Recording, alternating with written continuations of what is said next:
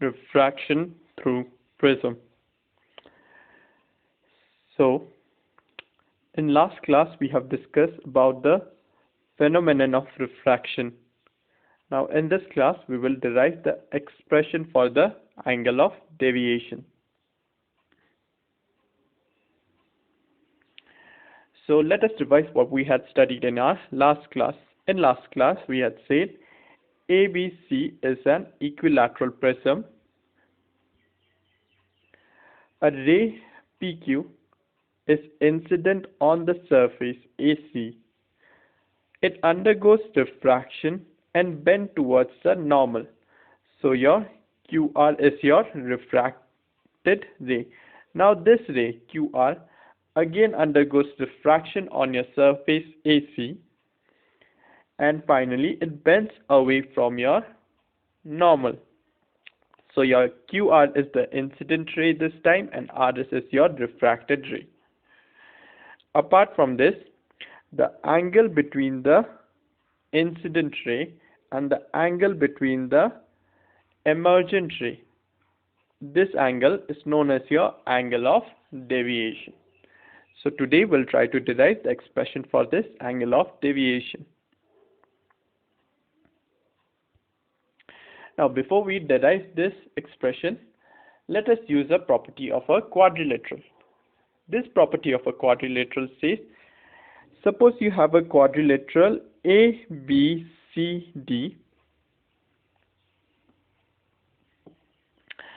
In this quadrilateral, the sum of the opposite angles, your opposite angle is A and your opposite angle C.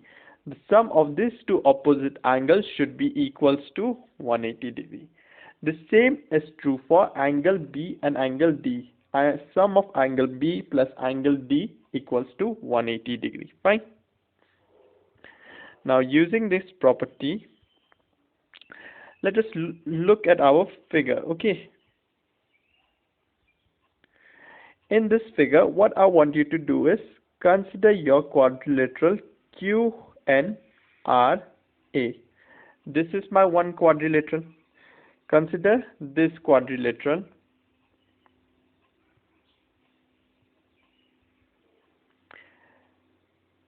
This is my quadrilateral QNR. Okay, this point is Q. QNR. Now, in this quadrilateral, I've said that the sum of the opposite angles. Consider your angle A, this angle, which is your angle of the prism. Angle A, and consider your another angle, this one, QNR. So the sum of these two angles, angle A plus angle QNR, should give me how much? 180 degrees. Is it clear? So from your quadrilateral AQNR, angle A plus angle QNR equals to 180 degrees.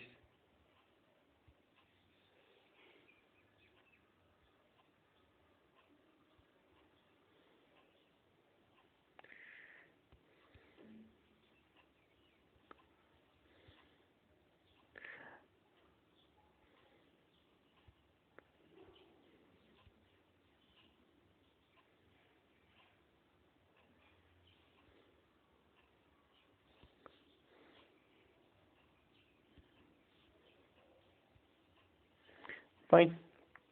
Now I can send this A to the other side. If I send this A to the other side, this A will become minus A. So I have angle QNR equals to 180 minus A. Is it clear? Fine. Okay, now let us use the another property of a triangle. What does this property say? That suppose you have a triangle ABC. The sum of all the angles of the triangle, angle A plus angle B plus angle C, should be how much? 180 degrees.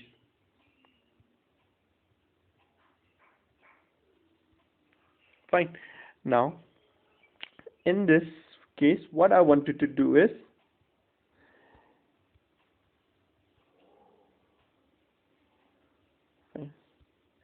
consider your triangle QNR. I'm talking about this triangle. Fine. Consider this triangle. Now, in this triangle, the sum of all the angles should be 180 degree. That means angle R plus R dash plus angle QNR. These angles should be how much? 180 degrees. Fine. So I can write from triangle QNR, R plus R dash plus angle QNR equals to 180 degrees. Now we know our angle QNR equals to 180 degrees.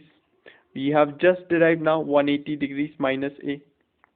Angle QNR equals to 180 minus A. So I can substitute this QNR with 180 minus A, isn't it? So instead of QNR, I'll write R plus R dash 180 degree minus A equals to 180 degree. Fine. Now I can cancel this 180 and 180. So I can send this A to the other side. What do I have? R plus R dash equals to A. Fine. You can give this one as equation 1.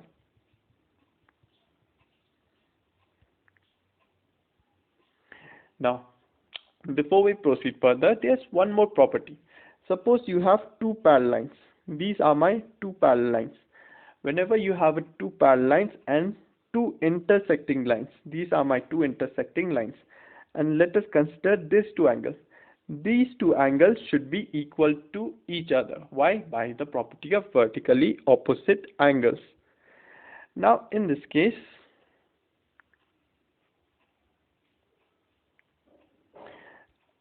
I can use the same principle if I have these two parallel lines. Let us consider there are two parallel lines and these are the intersecting lines. If these are the intersecting lines, then these angles should be equal. So if this is angle I, so this should be also equals to my angle I. Fine. Now, you know this small angle. Fine, this small angle is how much? This small angle is R. So, if I want to find out these angle, which is your angle MQR, how will I find? My angle R, my red angle minus my blue angle. So how much is my red angle? I minus how much is my blue angle? R. So this angle, which is MQR, angle MQR equals to how much? I minus R. Similarly, I can use this concept here. So what will be my angle MRQ? I can write this angle as I dash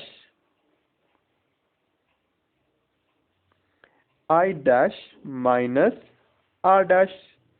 Yeah, so my angle MRQ equals to I dash minus R dash.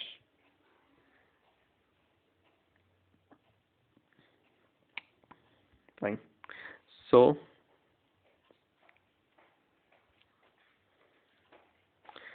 this angle is I minus R, this angle is I dash minus R dash. Now I'll use another property of a triangle, which is known as your exterior angle property. What does it say? Suppose you have a triangle ABC. This is your triangle ABC. And suppose if I extend this line C and make an angle here, which is your angle E. By the property of exterior angles, angle E should be equal to the sum of two opposite interior angles. So I can write E equals to A plus B. Fine. So I can use this concept here. Consider this triangle QMR. In this triangle QMR, this What is this angle? Delta, which is my angle of deviation. Delta is an exterior angle. So this delta should be equals to the sum of these two opposite angles. And we know this angle is what? I minus R. And this angle is I dash minus R dash. Fine. Now using this exterior angle property, I can write my delta equals to MQR plus MRQ. This delta equals to angle MQR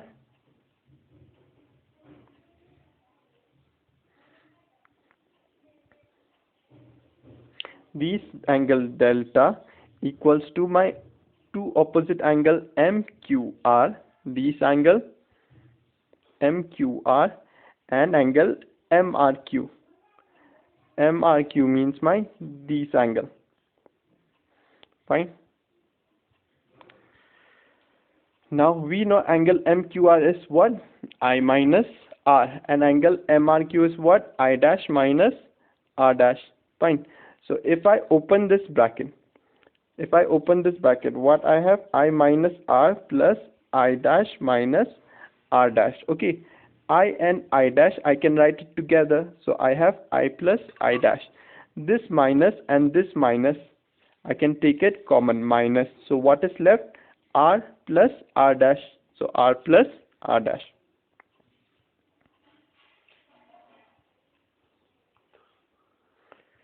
Now we know from our equation 1, R plus R dash equals to how much? A. What is your A? A is the angle of prism. This is the angle of prism. R plus R dash equals to this angle. Fine. So I can use this property here. So my R plus R dash, I can write it as A. Therefore, I plus I dash minus A. Now, I can send this minus A here. If I send this minus A here, it will become plus A. So I will write delta plus A equals to I plus I dash, or I can also write I plus I dash equals to delta plus A. Now this is an important relation. Why this is an important relation? Because this relation gives me the relationship between my I, which is my angle of incidence, I dash, which is the angle of emergence, delta, which is the angle of deviation, and A, which is my angle of prism. Now using this relation, I can write my angle of deviation, delta equals to I plus I dash minus A. Is it clear? So this is my angle of deviation.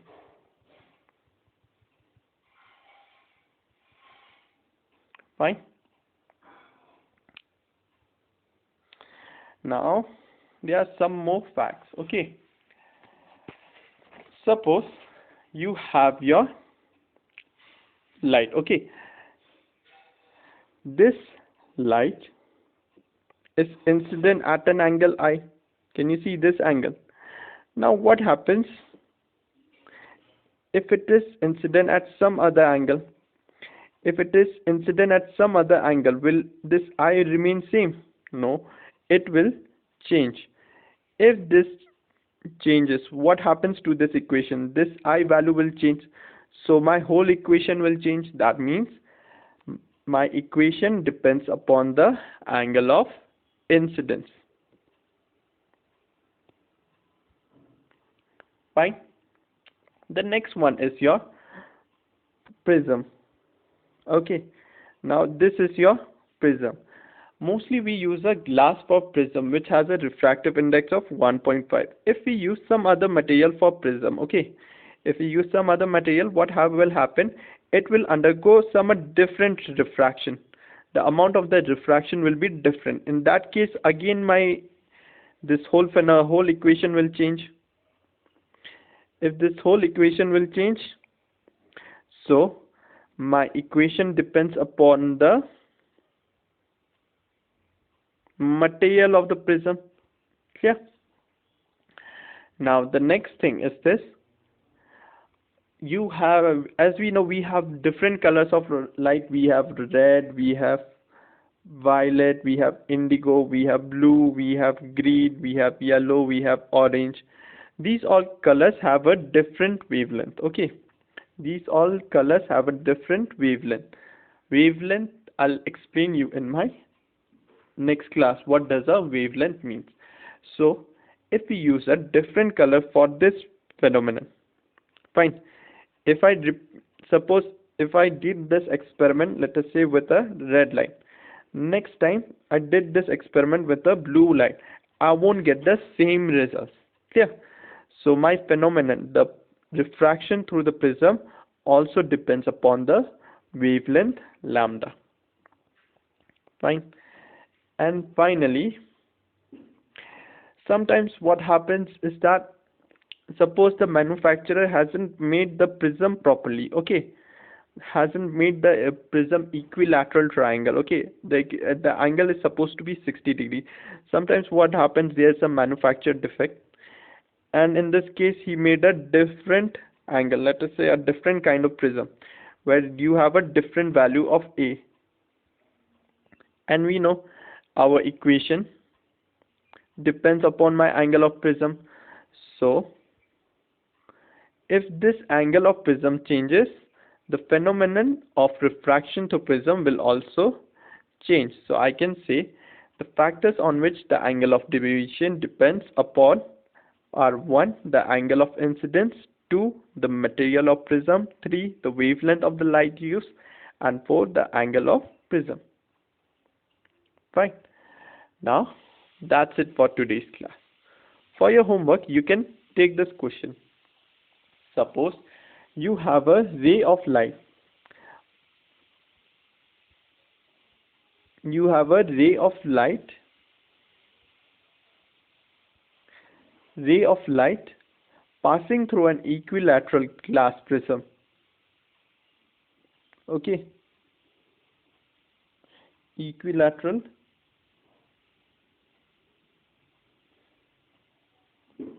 okay, just a minute.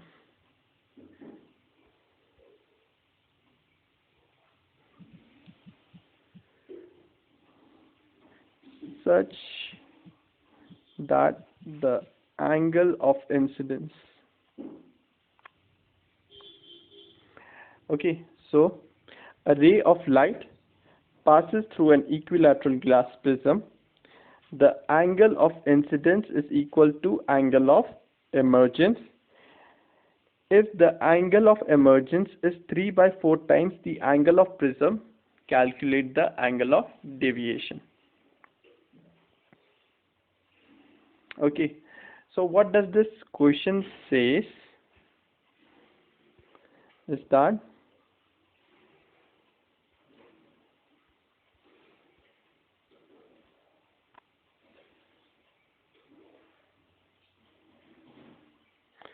suppose you have a glass prism. Now this glass prism is an equilateral glass prism. If this is an equilateral glass prism, means we know a equilateral triangle has all the angles how much? 60 degrees. So this angle will be 60, this angle will be 60 degrees, so as this angle will be 60 degrees. Fine. So the angle of prism A should be how much? 60 degrees. Next, they have said that the angle of incidence is equal to the angle of emergence. So suppose you have a light which is incident in this direction, undergoes refraction, and finally comes out from this point. Okay, this is your normal, this is your normal. This is my angle of incidence, this is my angle of emergence, I dash. Now my I equals to I dash. Is it clear? So angle of incidence is equal to angle of emergence. And the final point they have given, the angle of emergence is 3 by 4 times of that of an angle of prism. That means we know I equals to I dash, and this angle of emergence is equals to 3 by 4 times of angle of prism. And how much is my angle of prism? 60 degree. Fine. So if I divide this one, I'll have 30 divide, 15 to the 30, 15 3 is a 45, 15 4 is a 60. So I have 4 into 15, I have 60. So 3 into 15, 45. So angle of incidence equals to angle of emergence equals to 45. Angle of A equals to 60. And what do you have to find? You have to find your delta. You can use this relation. I have given you I is how much? 45 degree. I dash 45. Your angle of incidence 60 degrees. So find out your deviation angle, which is delta. Fine. So it will be either 30 degree, 45 degree or 90 degree or none of the above. Okay. Obviously your option D is not possible, and 90 degree is definitely not possible. Why? Because my angle of deviation cannot be greater than 90 degree, isn't it? If it is 90 degree means what? The light should be like this. That means it has to pass through the prism, parallel to the prism, which is not possible. So I can solve this question by option elimination method also. 90 degrees not possible. None of the above is also not possible. So either it is 30 degree or 45 degree. Fine. So you solve this and submit in WhatsApp. Fine. So the rest we will discuss in the next class. So that's it for today's class. Thank you.